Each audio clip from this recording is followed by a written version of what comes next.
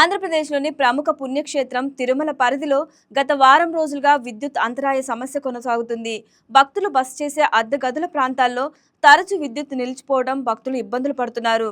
ప్రత్యేకంగా వీఐపీ కాటేజీల ప్రాంతంలో విద్యుత్ సరఫరా నిలిచిపోవడంతో కొంతమంది భక్తులు లిఫ్టుల్లో ఇరుక్కుపోయిన ఘటనలు కూడా చోటు చేసుకున్నట్లు సమాచారం.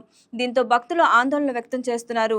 పుణ్యక్షేత్రానికి భారీగా భక్తులు తరలివస్తున్న నేపథ్యంలో విద్యుత్ సరఫరాలో అంతరాయం లేకుండా తక్షణ చర్యలు తీసుకోవాలని భక్తులు అధికారులను కోరుతున్నారు.